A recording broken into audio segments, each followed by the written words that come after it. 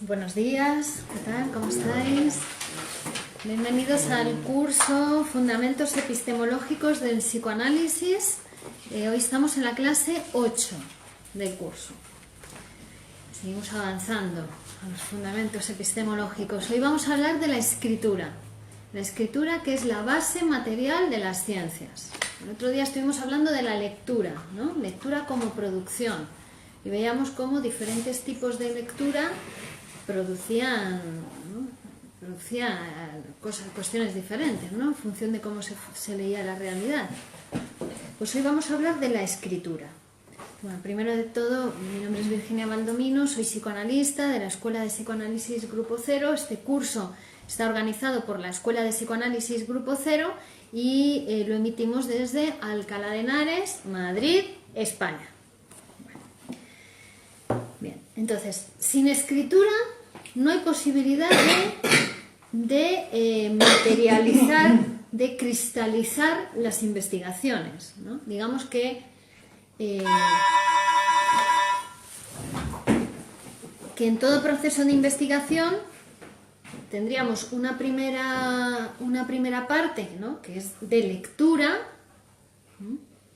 de investigación de los textos, y después hay otra parte que es de exposición de lo investigado, de lo estudiado, ¿no? Y esa exposición se hace a través de la escritura, donde uno se somete a las reglas de la escritura, que tiene sus propias reglas. Sin escritura, sin que haya escritura, las investigaciones son opiniones, ¿no? Si no está fundamentado en una escritura, pues cualquiera puede opinar de cualquier cosa, ¿no? Por ejemplo, hola, buenos días. Uno se muere de celos, ¿no? Eso es una cosa. Ay, me muero de celos. Es una sensación, una opinión, es un sentimiento, ¿no? Una manifestación de un sentimiento. Y otra cosa es que vayamos al psicoanálisis, a la teoría del psicoanálisis, y busquemos la explicación teórica de por qué se sienten los celos, ¿no? Vamos a la fundamentación teórica, a la escritura, a la ciencia, para dar una explicación científica de la producción de los celos, ¿no? Se ve, ¿no? ¿Cuál es la diferencia? ¿No? Que si vamos al psicoanálisis vamos a ver que los celos siempre están en relación con la posición que el celoso adopta con respecto al complejo de Edipo.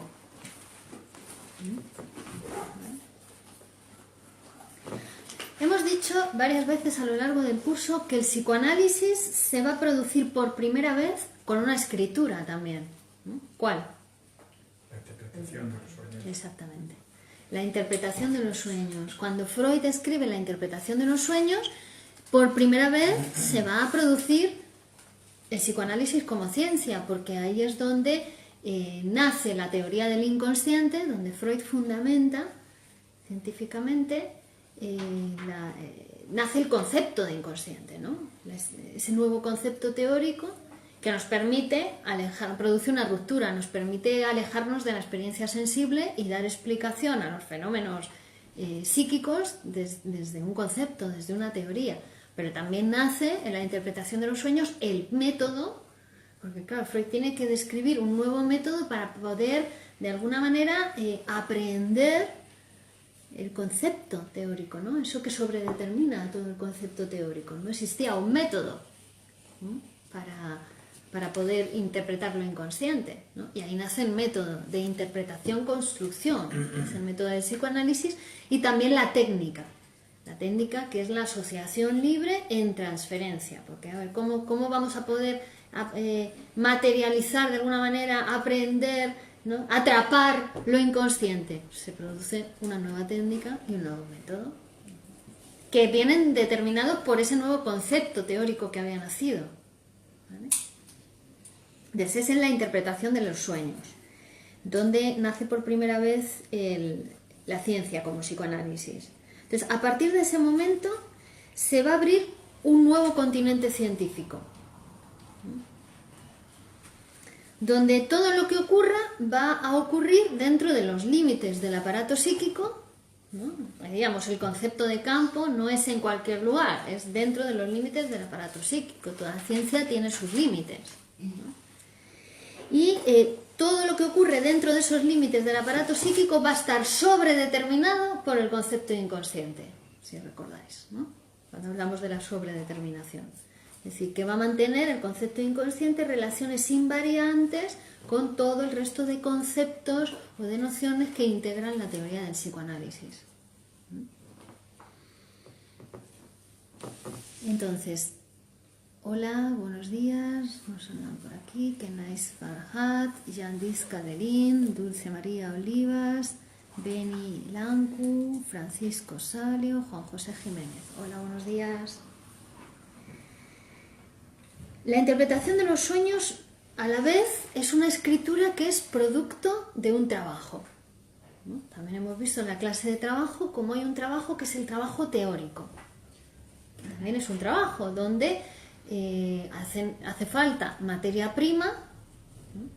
Una serie de instrumentos o herramientas de trabajo, y todo ese proceso de trabajo va a dar lugar a un producto, a un resultado, ¿no?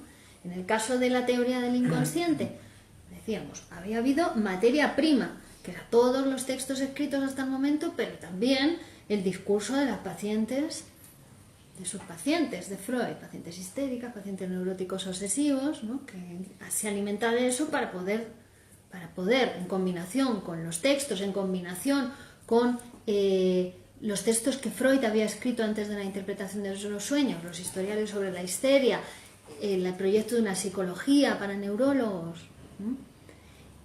Teniendo en cuenta el concepto de campo y tomando una serie de instrumentos de trabajo, de herramientas que él toma provenientes de otras ciencias, ¿no? Que habíamos dicho, la filosofía que se desprende del principio de constancia de la física, ¿no? Que decía, nada se destruye, la energía ni se crea ni se destruye, sino que se transforma, ¿no? Toma de ahí esa filosofía, de ese principio de constancia de la física, ¿no? Toma el concepto de aparato psíquico que él ya había producido en el proyecto de una psicología, ¿no? Y toma la noción de manifiesto y latente, que estaba muy de moda en la época, que una cosa era lo que se ve, la manifestación del fenómeno, y otra cosa es la verdad, lo que está latente en el fenómeno, ¿no? Entonces ahora toma esos tres instrumentos de trabajo, esas tres herramientas, y con la materia prima, ¿no? Los textos y los discursos de los pacientes, trabaja teóricamente y produce un nuevo producto teórico que es el concepto de inconsciente. ¿Veis? Pero es un trabajo teórico, ¿no? Es decir, es un trabajo de escritura. Él hace una investigación, hace una exploración, hace un estudio, investiga. Hay algunos textos de Freud que son de investigación, ¿no? Y luego otros textos que son de exposición, es decir, donde cuando escribe se articulan los conceptos, se articulan, ¿no? Los conocimientos sobre el psicoanálisis.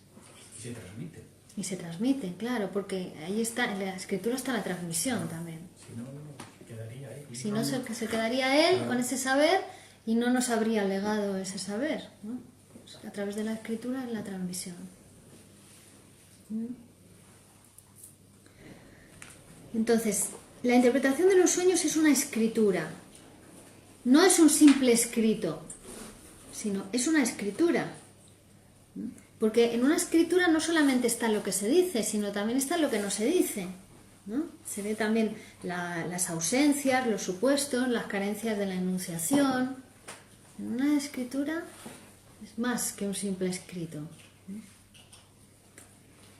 Es una escritura y nosotros podemos reconstruir en esa escritura pues cómo se produjo, como estamos haciendo ahora, ¿no? Epistemológicamente podemos hacer una lectura epistemológica de esa escritura y también podemos reconstruir ausencias, carencias de la enunciación, los supuestos. Cuando un investigador está investigando, lo importante van a ser los instrumentos de lectura que utiliza, lo que vimos en la clase pasada, ¿no? Que en caso de estar haciendo una investigación científica, pues tiene que utilizar instrumentos de lectura científicos, no puede leer ingenuamente, ¿no? Como dijimos, que hacer una lectura ingenua es la menos ingenua de todas, ¿no? Porque se utilizan las ideologías del Estado dominantes, ¿no? Imperantes. Entonces, cuando uno va a hacer una investigación científica, tiene que utilizar instrumentos de lectura científicos. Y después, el proceso de exposición de los resultados se va a someter a las leyes de la escritura, ¿no? Cuando uno escribe, la escritura es la única manera de escapar a las dos sobredeterminaciones a las que estamos sometidos, que son, por una parte, la sobredeterminación del inconsciente como sujetos psíquicos, es decir, todo lo que nos pasa, todo lo que vemos, todo lo que sentimos, todo lo que hacemos, todo lo que soñamos, todo lo que vivimos, está sobredeterminado por nuestro inconsciente. Es resultado de, es decir, somos sujetos del inconsciente en el sentido de que estamos sometidos al inconsciente, manejados por el inconsciente, ¿no? Y la otra sobredeterminación a la que estamos sometidos es la sobredeterminación económica, ¿no? De clase. Entonces, la única manera de escapar a esas dos sobredeterminaciones es a través de la escritura. Es decir, cuando uno escribe, escapa a la sobredeterminación inconsciente y a la sobredeterminación de clase. ¿No? Cuando está haciendo una escritura, cuando está en el camino de la escritura, ¿no? Que la escritura tiene su propia historia, también. Una historia que es diferente a la historia del hombre, del hombre como individuo, ¿no? La historia del hombre, no sé, un hombre vive 100 años y se muere, ¿no? Pero su escritura le sobrevive. Freud murió, pero su escritura le sobrevive, ¿no? Todavía estudiamos a Freud y nos podemos formar gracias a Freud, como psicoanalistas, ¿no? O sea, entonces mediante la escritura se escapa de la sobredeterminación inconsciente. Ay, yo creí que todo lo que te pasa está sobredeterminado. Entonces no es escritura. Si uno se pone a escribir y escribes lo que le pasa a él, ¿no? Sí. Es decir, su sobredeterminación inconsciente, eso no es escritura, eso es otra cosa. Escritura es cuando uno ha hecho un estudio, una investigación, ha leído otros libros antes y se somete a esa función de escribir. Es decir, no está escribiendo sobre él o sobre ella, está siendo un eslabón, digamos, en la cadena de la escritura. Está poniendo su ser escritor al servicio de la escritura. Entonces, escribe todo aquello que ha leído, que ha estudiado, que ha investigado, ¿no? Ha hecho un trabajo primero de investigación y después va a hacer un trabajo de exposición. O sea, todo tipo de lectura, todo tipo de escritura se sale de la sobredeterminación inconsciente. Vamos, si puede ser un ensayo, puede ser una novela, puede ser un poema, porque se puede escribir.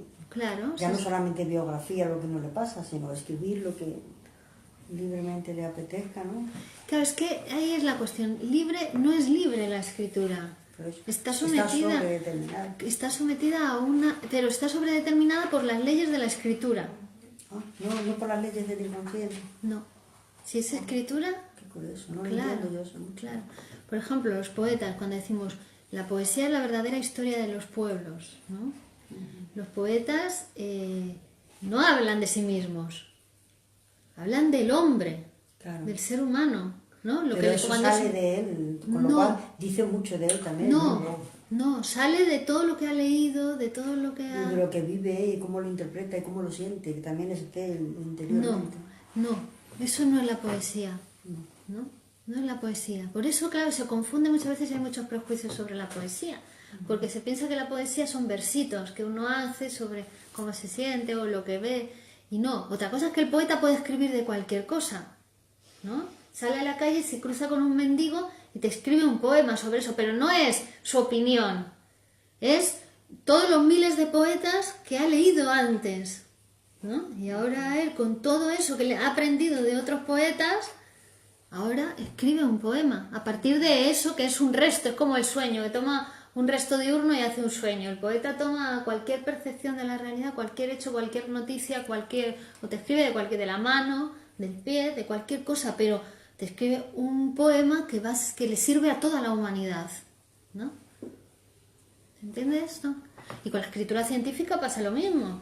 Freud no estaba escribiendo de su vida, de lo que le pasaba a él. Estaba desarrollando una disciplina científica que para la utilización del ser humano, ¿no? Una cosa es la vida del escritor y otra cosa es su escritura. No tienen nada que ver. No, ya, si yo no me refería exactamente a eso. Pero... Nosotros ahora estamos haciendo una experiencia muy bonita, que es un programa que se llama Poesía más Poesía, que se emite los jueves en la televisión Grupo Cero, y que grabamos todos los domingos. ¿Los jueves por la mañana? Los jueves por la noche, a las 10. Ah, por la noche. Sí. Y cada domingo estudiamos la vida de un poeta consagrado, un poeta grande, un poeta reconocido por la humanidad como poeta, ¿no? Y su poesía. Y seleccionamos algunos de sus poemas.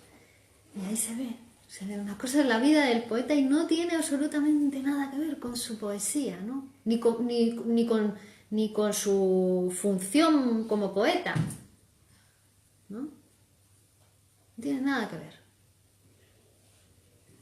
Eso es ponerse en una función. Y cuando te pones en una función, lo mismo con la función del psicoanalista.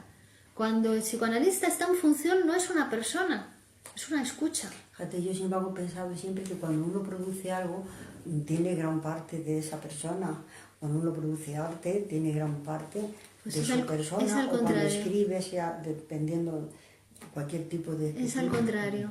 Cuando el artista se sale de sí mismo y se pone en la función de artista, y ahí puede capturar algo de la cultura o ha visto 1000 museos para poder pintar, ¿no? Y es que eso es un prejuicio que creemos que lo más importante de nosotros está en nosotros, está dentro de nosotros y está fuera de nosotros, ¿no? Y con el psicoanálisis es lo mismo. Si uno está en la función de psicoanalista y se acuerda de algo de su vida, ya se sale de la función, deja de ser psicoanalista. Cuando escucha al paciente, escucha desde la función. Es una función, es una escucha. No puede recordar nada de su vida, ni de su pasado, ni de su presente, ni nada. Si no, el otro no se puede psicoanalizar. Sale de la función, pierde la función. Bueno, entonces, las herramientas que utilizó Freud, habíamos dicho, el principio de constancia filosófico, que se desprende del concepto de conservación de la energía, que venía a decir, lo que no aparece y estuvo en el sistema no ha desaparecido, tiene otro estado, está en otro estado, ¿no? Eso es lo que viene a decir la Lavoisier, por ejemplo, nos dice, las sustancias que entran en combustión no desaparecen, ahora se han transformado en gas, ¿no? No ha desaparecido, el líquido se transforma en gas. Si no lo encontramos en forma de nada, pues es que está en forma de gas.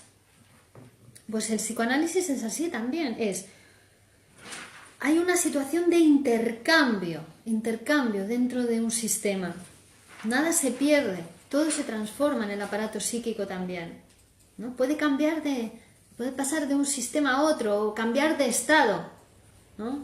Era algo consciente y se reprimió, es decir, se le quitó la energía psíquica y pasó a ser inconsciente. Pero no desapareció. Ahora desde el inconsciente sigue trabajando y sigue haciendo ramificaciones y sigue haciendo enlaces y conexiones. No desapareció, ¿no? Igual que la sustancia, ¿no? Era líquido y ahora es gaseosa. Todo se transforma.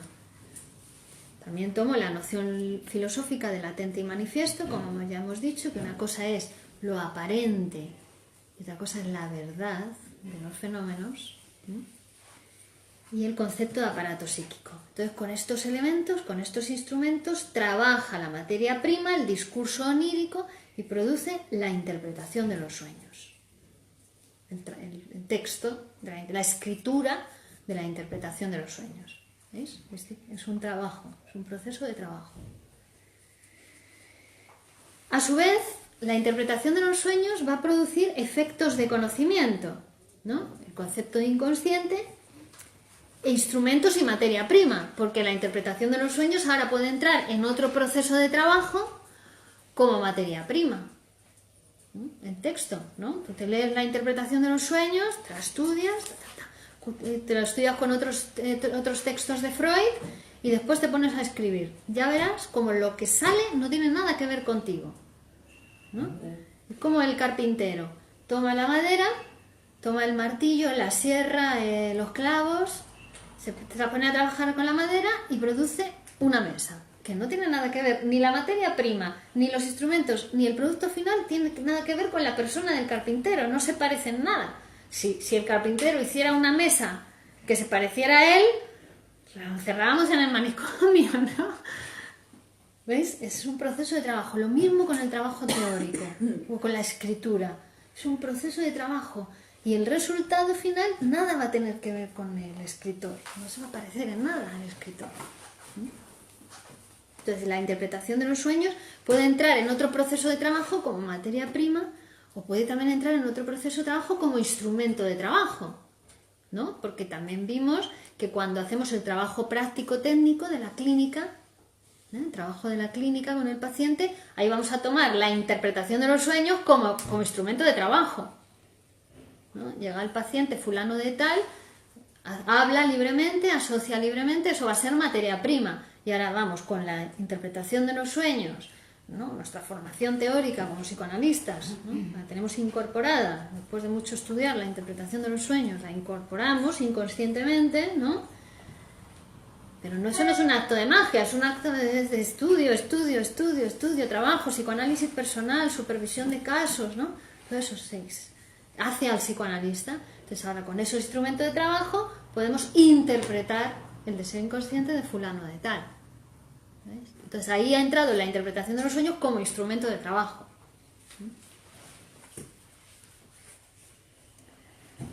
Bueno. La escritura es un trabajo.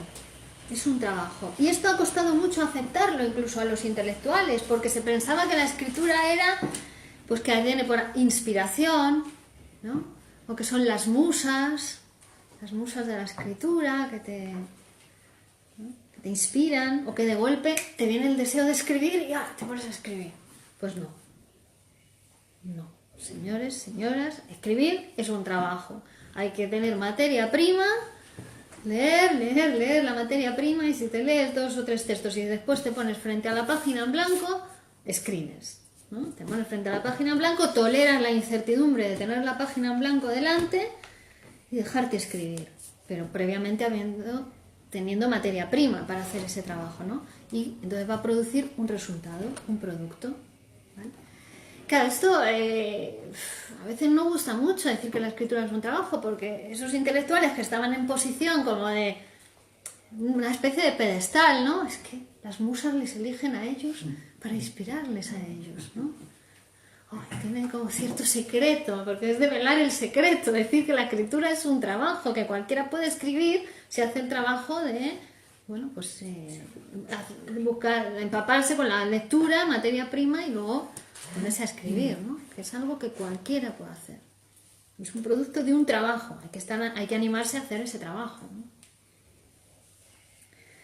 Entonces, por otra parte, lo que es la práctica teórica ha sido desvalorizada durante muchos años. La práctica teórica, cuando es realmente importantísima. No se puede hacer práctica clínica si no se hace práctica teórica, es imposible, ¿no? Entonces, claro, se desvalorizó durante siglos la práctica teórica frente a la práctica clínica, ¿no? La experiencia práctica. Y en psicoanálisis hay prácticas teóricas, Freud, Lacan y Menasa, prácticas teóricas, esas son. El marxismo tiene una práctica teórica, Marx, la teoría del valor, ¿no? Por ejemplo. Después de esto hubo, fijaos, 1900, Freud, ¿no? Marx anterior, 1800 y pico. Pero después de esto hubo una desvalorización de la práctica teórica y una ideologización de la práctica, porque si no estamos haciendo estudio teórico, si no estamos haciendo práctica teórica científica, caemos en la ideología, lectura ideológica de la realidad. Las escuelas norteamericanas del psicoanálisis, queriendo hacer el psicoanálisis más maleable, más entendible, más potable para todos, pues lo que hicieron fue ocultar y desviar algunos conceptos psicoanalíticos fundamentales, sin los cuales, sin tener en cuenta esos conceptos, no es psicoanálisis.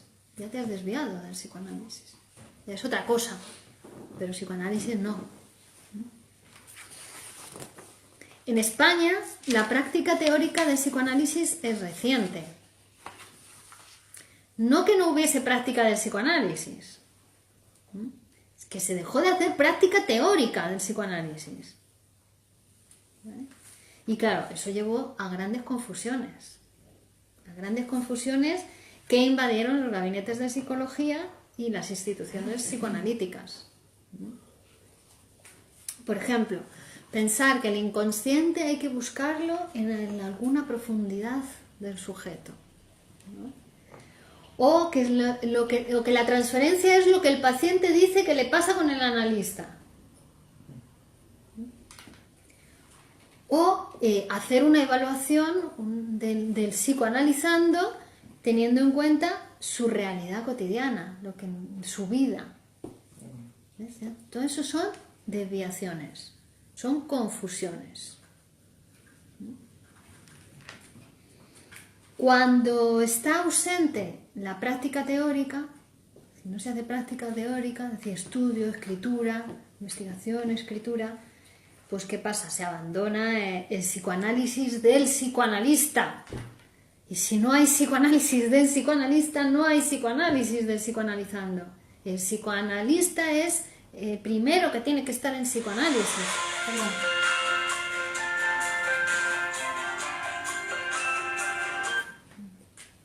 Hola, estamos en la clase. Bueno, gracias. Gracias, un beso. El director de la escuela. Para ver si estábamos en la clase haciendo bien nuestro trabajo. Bueno, entonces lo que estábamos diciendo es que es fundamental el psicoanálisis del psicoanalista, ¿no? Si el psicoanalista no está en psicoanálisis, eso no es psicoanálisis. Y comprobamos que la mayoría de los practicantes del psicoanálisis en España no tienen el psicoanálisis apropiado para la tarea que desarrollan. Es decir, que no cumplen con la práctica fundamental del psicoanálisis, que es que el practicante debe transformarse para conocer la práctica del conocimiento. Es decir, que el psicoanalista también el practicante del psicoanálisis, el psicoanalista se transforma también con la práctica del psicoanálisis. ¿De acuerdo? Tiene que ser capaz. Claro, tiene que estar sometido al psicoanálisis. Si no, ¿a qué está sometido? ¿A sus deseos inconscientes? ¿A lo que le dicta su mamá y su papá? Inconsciente, ¿no? Tiene que estar sometido al psicoanálisis si está haciendo práctica psicoanalítica, si está atendiendo pacientes como psicoanalista. Si no, está sometido. Entonces, nacimiento del psicoanálisis. El psicoanálisis, como hemos dicho, nace por primera vez en 1900 con la interpretación de los sueños. Es una ciencia totalmente nueva, semejante a nada. Por eso también cuando estudiamos el psicoanálisis tenemos que no querer compararlo con nada de lo que conocemos, porque cuando lo intentamos comparar con algo conocido, nos perdemos la novedad del psicoanálisis. Nos perdemos lo que nos trae, que es totalmente nuevo, una ciencia totalmente nueva, un nuevo concepto teórico, el concepto de inconsciente. Por otra parte, el psicoanálisis es una ciencia de efectos, ¿no? Ya subvierte el positivismo. El positivismo era, dame todas las causas y te voy a predecir todos los efectos, ¿no? El psicoanálisis dice, no, eso no se puede. Vamos a partir de los efectos, vamos a reconstruir operaciones e interpretamos la estructura sobredeterminante que ha dado lugar a esos efectos, sabiendo que no vamos a poder interpretar toda la estructura sobredeterminante, que una interpretación no abarca el inconsciente. ni una construcción, que es un conjunto de interpretaciones, ¿no? Que la estructura sobredeterminante es compleja, es muy complejo el aparato psíquico y el deseo inconsciente, ¿no? Y que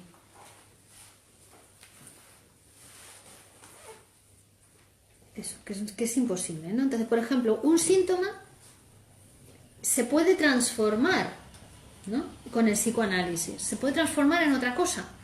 Eso que era un síntoma que le daba sufrimiento, padecimiento al paciente, ahora lo transformamos en una actividad social, ¿no? Con la misma energía, los mismos mecanismos psíquicos, pasa a ser un creador, por ejemplo, ¿no? Pero el psicoanálisis nunca va a dar cuenta de forma completa y definitiva de la estructura sobredeterminante que dio lugar a ese síntoma, a ese efecto de realidad, ¿no? Esa estructura sobredeterminante dio lugar a un síntoma y la interpretación nunca va a poder agotar toda esa estructura determinante de manera compleja y completa. Hay un texto de Freud que se llama ¿Psicoanálisis terminable o interminable?, ¿no? No se concluye, para un psicoanalista el psicoanálisis es interminable, ¿no? Un paciente puede decidir interrumpir su psicoanálisis en un momento, ¿no? Dado, dice, bueno, pues yo he llegado hasta aquí y ya está, no quiero continuar más mi psicoanálisis, me quedo aquí. Pero un psicoanalista no. El psicoanálisis de un psicoanalista es interminable, por lo menos mientras dura su vida de psicoanalista. ¿Por qué? Porque con el inconsciente no podemos acabar. No se puede acabar nunca. Ahí, siempre. No, mejor dicho, cuando dejamos de desear, nos morimos. Es tan fuerte, es tan sobredeterminante el deseo que cuando dejamos de desear, nos morimos, ¿no? Hay gente que padece 1, 2, 3 enfermedades, cánceres graves y lo supera. ¿Veis? El deseo. Y hay otra persona que deja de desear y sano se muere. Es así. Entonces, en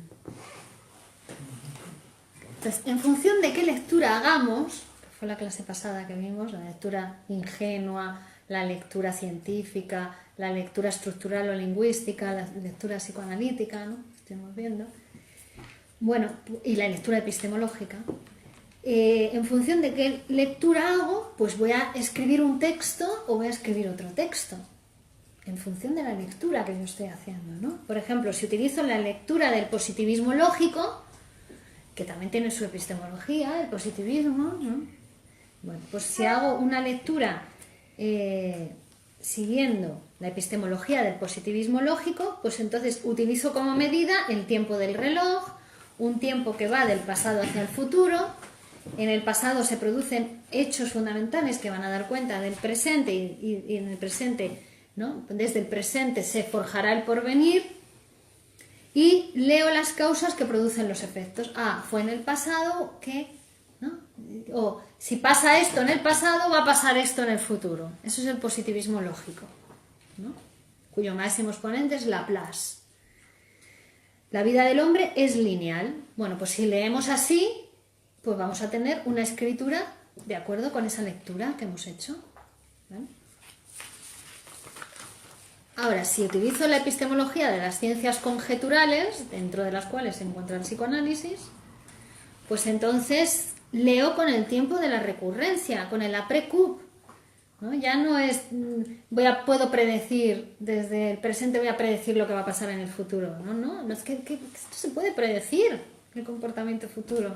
No se puede predecir. Pero no se puede predecir a nivel de una persona, ¿no? Pero a nivel de una sociedad tampoco. Se pueda, ¿no? Porque hay unas causas sociales de tal, entonces puede haber una rebelión, puede haber unas elecciones, puede haber una guerra, porque claro, se ha producido lo mismo en otro país o en ese país hace mucho tiempo, entonces vuelve a producir. Tampoco se puede predecir. Para las ciencias conjeturales no. Por ejemplo, podemos desde ahora decir, reconstruir qué fue necesario, las operaciones que fueron necesarias para llegar al capitalismo, ¿no? Como decíamos el otro día, fue necesario que primero las matemáticas, que produjeron el vacío de las operaciones formales. Después la física tomó el vacío de las operaciones formales y formuló la fórmula de la velocidad, que después la tecnología con la fórmula de la velocidad desarrolló la máquina herramienta, y la máquina herramienta fue indispensable para la producción en serie y la socialización universal que dio lugar al sistema capitalista. ¿De acuerdo? Eso lo podemos predecir desde ahora, pero no podemos lo podemos reconstruir, ¿ves? Por après-coup, por recurrencia, pero hoy por hoy no podemos predecir el sistema que va a venir después del capitalismo. Aunque va a venir otro sistema después del capitalismo, se va a producir, porque ha sido así la historia de la humanidad, se ha ido cambiando los sistemas de producción económico y social, de organización social. Después del capitalismo va a producirse otro sistema, pero no lo podemos predecir.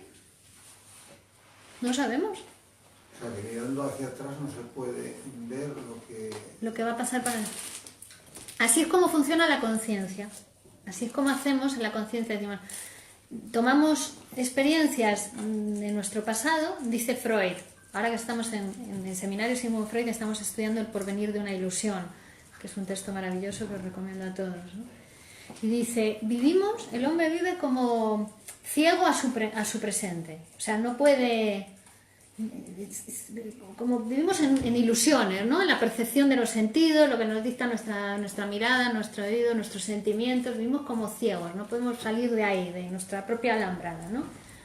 Entonces, para predecir, para guiarnos un poco en el futuro, lo que hacemos es mirar hacia atrás, miramos al pasado y vemos, mira, pues hace unos años me pasó esto, hace unos años ¿no? Ciertas experiencias, y así nos vamos orientando hacia el futuro. Eso es lo que hacemos desde la conciencia.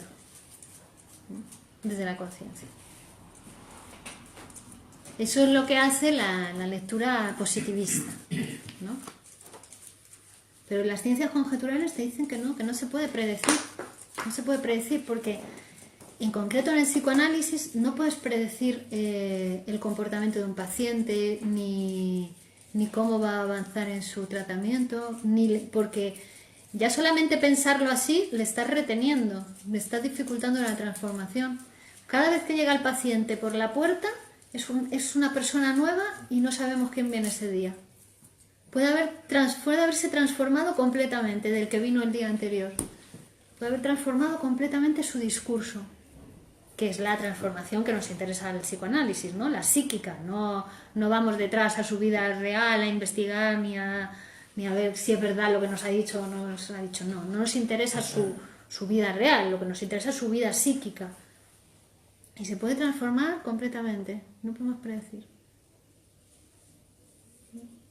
O sea, que no importa, perdón por la pregunta, no importa que trabaje de profesor o de obrero, o que tenga que ir a Madrid todos los días, o que trabaje cerca de su casa y no tenga que coger el autobús, tarde un cuarto de hora andando, y luego vuelve a casa, come, y luego vuelve otra vez. No importa. O va a Madrid, coge el tren, y luego come en un bar, y vuelve a las 7, por ejemplo, sale a las 5 y llega aquí a las 6:30, por ejemplo, a las 7. Eso no tiene importancia. No tiene importancia, no. Puede hacer todo eso padeciendo una neurosis obsesiva, o puede hacer todo eso con una salud mental excelente. Es decir, lo que nos importa es su realidad psíquica. Su realidad psíquica, que es la que transforma la vida de una persona también. Cuando se transforma su realidad psíquica, se transforma su vida. Por eso no vamos a ir a su vida. Ya trabajamos sobre la realidad psíquica del paciente. Una pregunta. Por ejemplo, en la confesión, el sacerdote siempre se estimaba que era secreto y por lo tanto, incluso aunque se confesara un crimen, algo verdaderamente penable y punible, el sacerdote guardaba el silencio. Yo no sé ahora si esa regla seguirá o no, tampoco estoy muy al tanto de los procesos religiosos. En el psicoanálisis suponte una situación similar. Una persona viene y en esta transferencia comenta algo que es penable, claro, que es punible, que está castigado, que es un delito.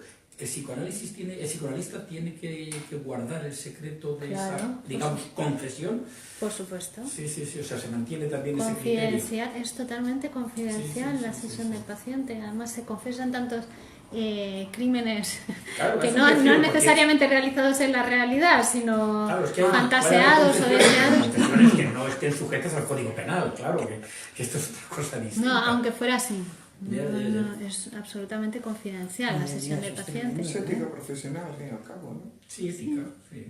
Madre mía, a mí me escapa toda la... Sí, pero además, vamos a ver, que eso es materia prima para el análisis, que no nos interesa si es verdad, si lo ha hecho o no lo ha hecho. Al psicoanalista no le interesa. Lo que le interesa es el discurso del paciente. Sí, y porque tampoco se lo puede cree. no ser cierto, ¿eh? Tampoco Puede no es- ser claro, cierto. sí, Puede ser una creación. Por supuesto, estamos viendo en los Sí, sí, neuróticos sí, sí. obsesivos Sí, cómo eso es son. cierto, eso es cierto. Aparece un crimen en el periódico y se presenta, se denuncian varias personas como autores de ese crimen. No nos interesa si es verdad o no es verdad, nos interesa el discurso y es materia prima para el psicoanálisis. Además, no nos interesa tampoco el contenido del discurso, nos interesa dónde se equivoca, dónde comete un lapsus, dónde repite, porque eso es lo que se hace significante. No el contenido, ¿no? El contenido.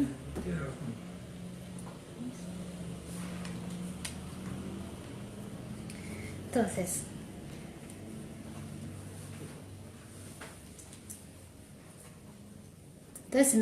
para el psicoanálisis el tiempo que toma es el après-coup, ¿no? El tiempo de recurrencia, que va a dar objetividad al pasado, va a construir, va a ser una nueva escritura, va a producir una nueva escritura sobre una escritura que ya traía al paciente que creía como cierta, ¿no? La de su vida. Creía que eso que le había pasado era la verdad, ¿no? Y además desagradable porque le ha llevado a enfermar. Y ahora en su psicoanálisis va a ir escribiendo otra vida, otra escritura sobre lo que le ha pasado, va a encontrar otro sentido a eso que le ha pasado, ¿no? Va a reescribir su historia en el psicoanálisis. Pero al mismo tiempo ese hecho la interpretación va a ser la que va a dar consistencia a su historia, consistencia material, es una escritura, tiene el efecto, la interpretación psicoanalítica tiene el efecto de escritura. La historia se va escribiendo, la historia de deseos del paciente. Por eso ¿veis? Es un hecho exquisitamente comunitario el psicoanálisis. Quiere decir que cuando viene el paciente a psicoanalizarse realmente lo aparente es que hay un paciente y un psicoanalista a solas, ¿no? Íntimamente en la consulta, y no, está toda la escuela de psicoanálisis en la formación de ese psicoanalista, todos sus supervisores, sus compañeros, sus mayores, sus menores, todos los textos están ahí escuchando al paciente. Y el paciente tampoco viene solo, viene con todos sus fantasmas, todos sus prejuicios, toda su ideología, es decir, como dos comunidades que se juntan ahí en ese acto, ¿no?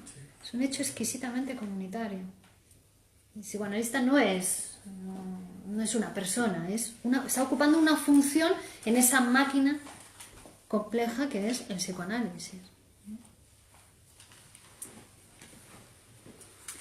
La escritura, por otra parte, es el momento histórico del hombre. La escritura es lo que hace al hombre histórico. A partir de que el hombre empieza a escribir, nace una nueva especie, la especie humana. Nace con la escritura. Lo consolida, digamos, como especie humana.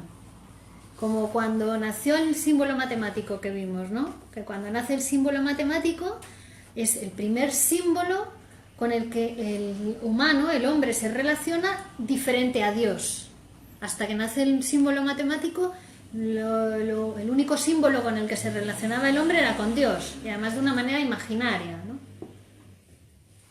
Pero nace el símbolo matemático y ahora ya tiene otro símbolo. Símbolo es el número, ¿no? 4, 3. Ahora ya se relaciona con el número 4, se relaciona con el número 3. De una manera simbólica, porque uno no se puede ir a pasear con el número 4, ¿verdad? No se puede ir a tomar un café con el número 3. Sino que se relaciona simbólicamente con ellos. Toda ideología, toda religión, toda ciencia que no cristalice en escritura no es religión, no es ciencia, ni es ideología, ¿no? Todas las religiones tienen sus libros sagrados, si no, no hay religión que valga. Lo otro ya es, pues yo qué sé, pues, opiniones, pues cualquier cosa.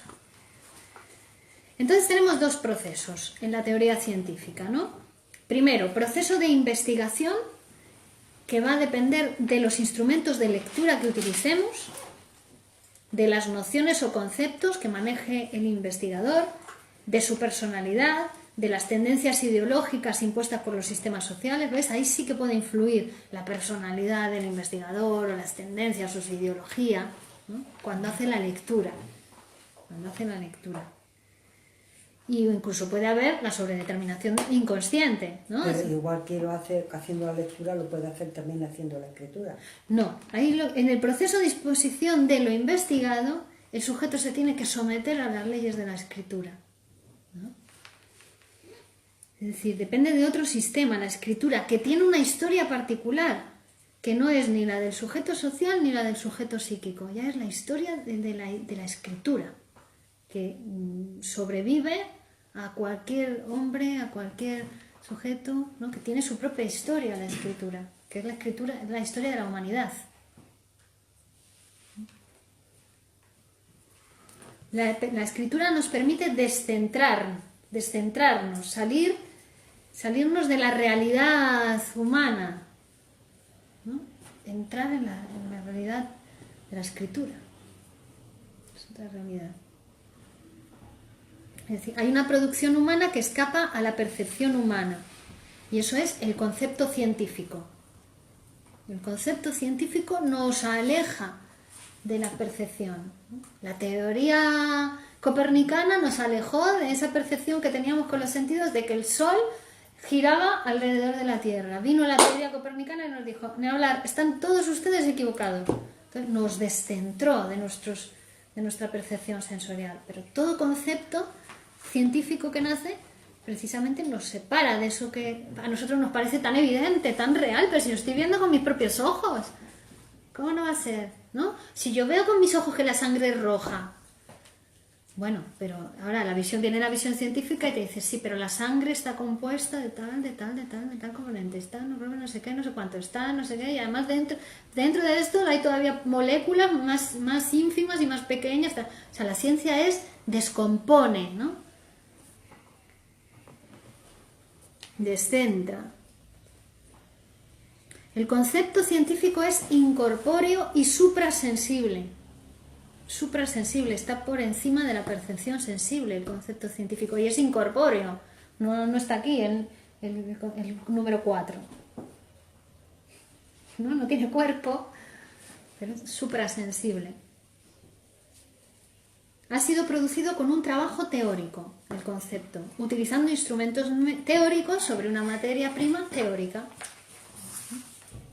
Los libros, la escritura, cuando nacen, además no tienen en cuenta el tiempo social en el que nacen. El tiempo de la realidad les da igual. Llega un concepto y le toca nacer y nace, ¿no? Busca un escritor, a ver qué escritor está por ahí despistado estudiando sobre este tema, que para allá voy, ¿no? Freud, decimos, es el padre del psicoanálisis, pero realmente es el primer hijo del psicoanálisis. Él estaba investigando, estaba estudiando sobre estos temas, estaba leyendo, era el hombre propicio para escribir el concepto de inconsciente. Pero si no hubiera estado Freud, hubiera estado otro. Cuando está la ciencia, ¿no? La escritura está preparada para dar a luz un nuevo concepto, busca a uno que esté trabajando en eso, y a ese se le presenta. ¿Veis? Es que tiene su propia vida, y depende de qué, pues de los conceptos que anteriormente se han ido produciendo en el camino científico, ¿no? Entonces les da igual el tiempo social, que les da igual si es pertinente o no es pertinente, si sirve o no sirve. Hace aparición el concepto y después ya será tomado. Tardará siglos, quizá, en hacerse material en la realidad social, ¿no? En hacer inscripción social. Es decir, desde que se produce el concepto hasta que lo introducimos en el sistema sanitario para utilizarlo para mejorar la salud de las personas, pues pueden pasar siglos, como pasa con el psicoanálisis actualmente, ¿no? Hasta que haga inscripción social y entre en el sistema de seguridad social, Pues pueden pasar siglos. Pero el concepto ya está.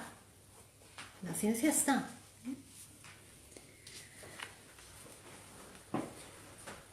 Entonces era cuando nació el concepto inconsciente, cuando nació el psicoanálisis, pues la historia de las ciencias estaba preparada para que se produjera ese concepto.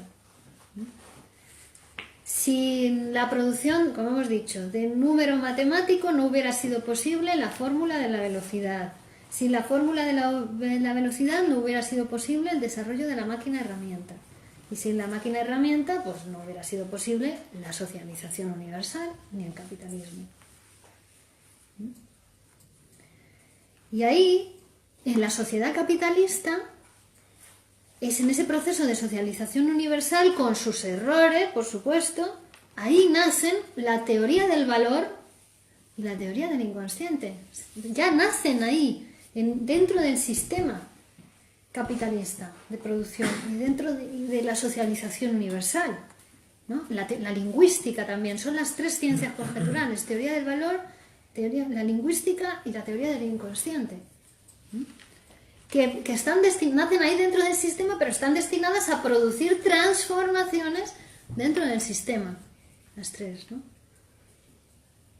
Del mismo modo que la física, que surgió en las sociedades anteriores a la estructuración burguesa, dieron lugar a la estructuración social capitalista. ¿Veis? Sin la física no hubiera sido posible. Pues ahora la teoría del valor, la teoría del inconsciente y la lingüística están destinadas a transformar el sistema actual para dar lugar a otro sistema que no sabemos, no podemos predecir, ni sabemos cuál será.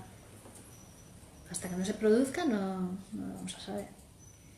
Probablemente nosotros no lo conozcamos, ¿no? Pero nuestros descendientes, los hombres futuros, lo conocerán, ¿no? Entonces, esto no tiene que ver ni con el sujeto psicológico ni con el sujeto social, sino con la historia de las sociedades y la transformación de una sociedad en otra sociedad. Es decir, que en la escritura no hay nada del hombre. El hombre es mortal y la escritura es inmortal. El hombre es material y corpóreo. Cuando digo hombre y mujer. No hombre y hombra, como ahora se está haciendo. ¿No? Hombre y mujer. Qué bueno. Amigos, amigas, amigues. El concepto hombre A la catalana. incluye al hombre y a la mujer, ¿no? Exactamente. Estamos de acuerdo. Vale. Entonces, el hombre es material y es corpóreo. Y la escritura es material, pero es incorpórea. El hombre, si no siente, está muerto. La escritura, si siente, está perturbada. Es decir, si ya incluye los sentimientos del escritor, ya es una escritura perturbada, ya está desviada, ¿no? Y bueno, ya para terminar, escritura e interpretación psicoanalítica. A todo esto que hemos dicho hasta ahora hay que incluir que el modo de progresar de la escritura psicoanalítica es mediante interpretación también. No solamente es el método para la transformación del paciente en análisis, en la consulta, la interpretación, sino que la escritura en psicoanálisis también progresa por interpretación. Es decir, el método de interpretación va a aplicarse tanto si estoy procesando materia prima, discurso del paciente, como si estoy procesando materia prima, textos escritos. ¿Vale? Y la interpretación es inconsciente, como hemos dicho muchas veces. Es inconsciente tanto para el paciente como para el psicoanalista. No es que el psicoanalista sea aquí un sabio que lo sabe todo y que lo va a... No, ocupa una función, acordaos. Es la función de la escucha necesaria para que el trabajo del psicoanálisis funcione, para que la práctica funcione. Pero la interpretación va a ser inconsciente también para el psicoanalista. A veces no sabe qué de la sesión ha servido de interpretación y no lo va a saber hasta la siguiente sesión. Es decir, cuando al día siguiente viene el paciente y se ha transformado, es decir, su discurso es otro, entonces dice, hubo interpretación. La sesión pasada hubo una interpretación porque hoy es otro. Ha cambiado. Ya ya no le preocupa eso que le preocupaba, que está dando vueltas, ya ha pasado de eso, ya está en otro discurso, algo le interpretó. Si viene otra vez con el mismo discurso y otra vez con lo mismo, no ha habido todavía interpretación, se está construyendo la interpretación, pero todavía no ha acontecido, ¿vale? Y es inconsciente también para el psicoanalista.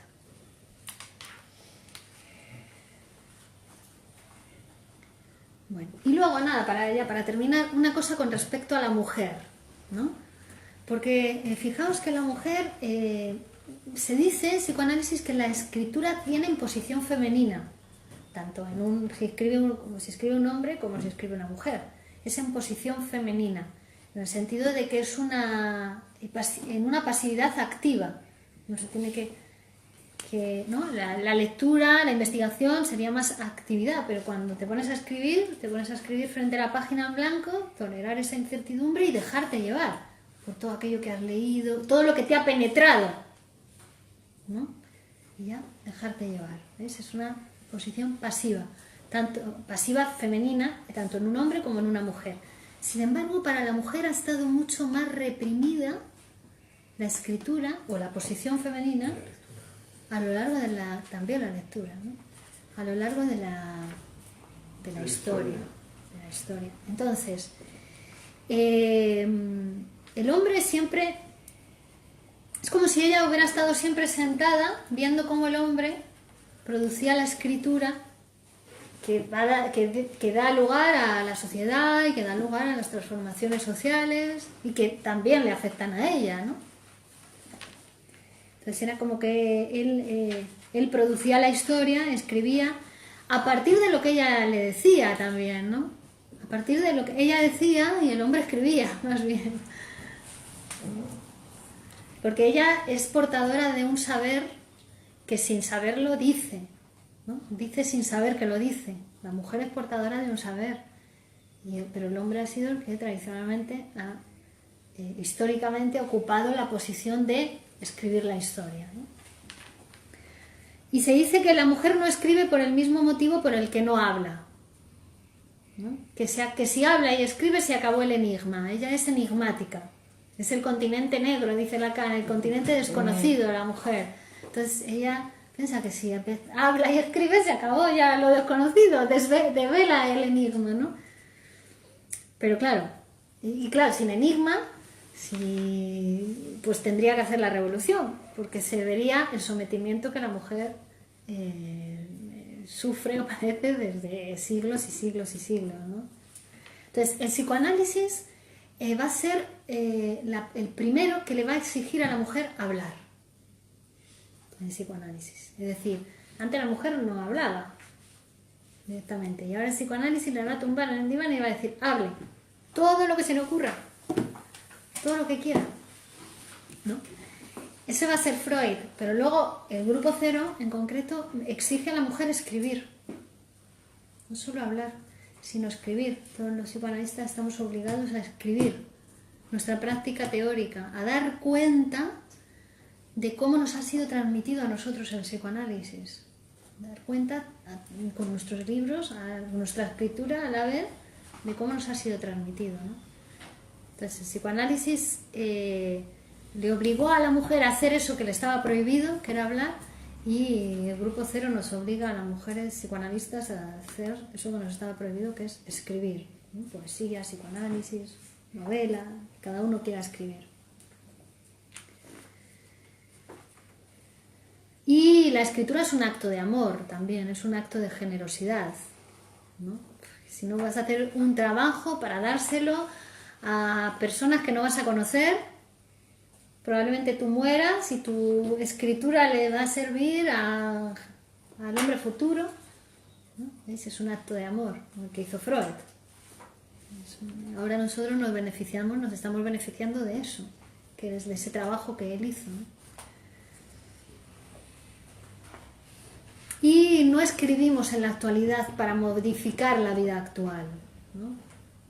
Como la ciencia es así, uno va escribiendo y, como decíamos, puede tardar años o siglos en que esa escritura científica o psicoanalítica o poética cale, ¿no?, en la sociedad. Bertolt Brecht tiene un poema que dice a los hombres futuros, donde cuenta, justo dice, cambiábamos de país como de zapatos, lo que está pasando hoy en día, ¿no? Todo el exilio, los éxodos de las guerras y todo eso, pero él lo escribió a principios del siglo, 1900. Se habla al hombre futuro cuando se escribe un libro.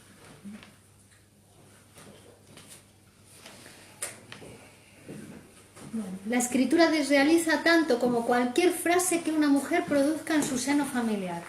Es decir, si la mujer se anima a decir lo que piensa en su familia o a escribir, hace la revolución. Solamente con esas dos cosas hace la revolución.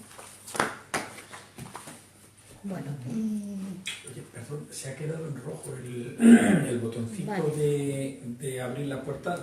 Creo que no. voy a abrir. Se ha puesto en rojo, no sé si. Bueno, vamos a dejar unos minutos para preguntas. A ver, diga si tenemos preguntas.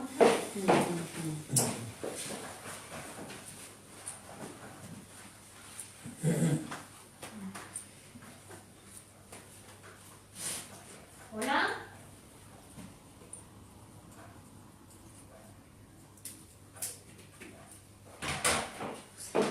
¿Sigue el pilotito rojo?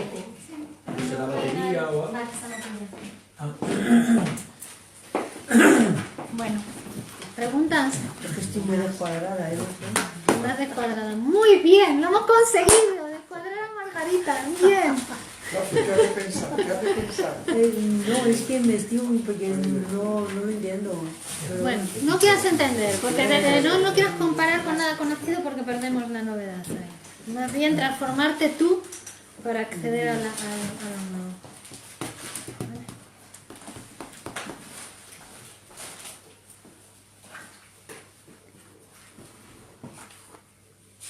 Bueno. ¿Dejamos aquí entonces? Vale, pues continuamos el próximo martes con el curso de fundamentos y vamos a hablar del método de la interpretación de los sueños, ¿vale? Vamos a entrar ahora con una serie de temas sobre la interpretación de los sueños, ¿vale? Pero vamos a empezar por el método.